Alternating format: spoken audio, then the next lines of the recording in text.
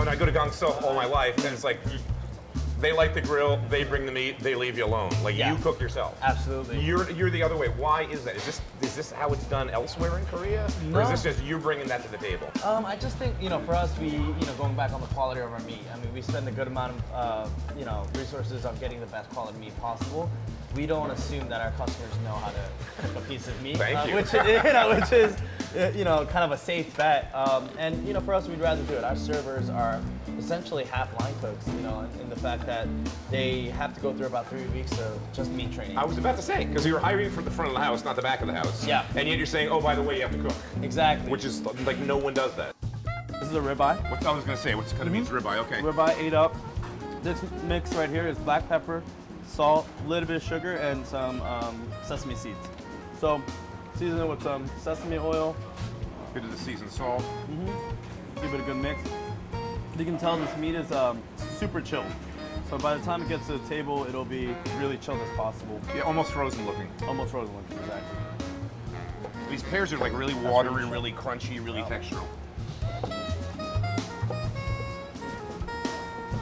For us, we keep this dish super simple.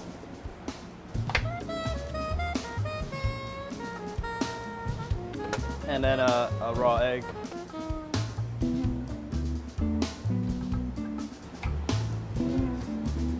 The server would do this. The server will do this. Break up the egg yolk, some more Asian pears, like you said, for that sweetness, but also for that texture. Really simple, really mild. It's not as strong as you would think.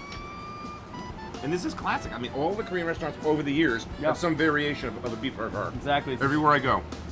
One of the things, back to sort of you and the Chang connection, David makes this point, and I'm seeing it with the guys like Jonathan at Fung Tu, Danny to some extent at Mission. You have these Asian Americans that are sort of vamping on their cultural history, whether it's Chinese American or Korean American, and there's this sort of old trope that food has to be cheap. Because I know I can go to Chinatown, and I know there's places where for $4.99 I can get a fried pork chop over rice or sliced up. So that's the price point, right? And then I go to somewhere else and there's like $18.99. I'm like, why? Yeah. But they're using great ingredients. So I snuck in. We came here today. I've eaten here before. Thank you. Great meal. And before you're getting ready, I sneak in the walk-in box. I'm like, I'll put my glasses on. I always go in walk-in boxes. This is what I do. I'm a chef. You're welcome. Yeah, go for it. So I go in, and sure enough, I mean, the meat's in there, and it's stamped, and it's prime. Like, you're using prime meat. You're probably, and I probably say you are the only guy in this stretch of town that's using prime meat. After doing the fine dining bit for a little bit, I was like, I just want to go back to food that I genuinely like eating. And I think that's Korean food for me. And you're right, like it has a stigma, especially Asian food as a whole, I feel like, except Japanese food. Because with the rise of sushi and just the quality.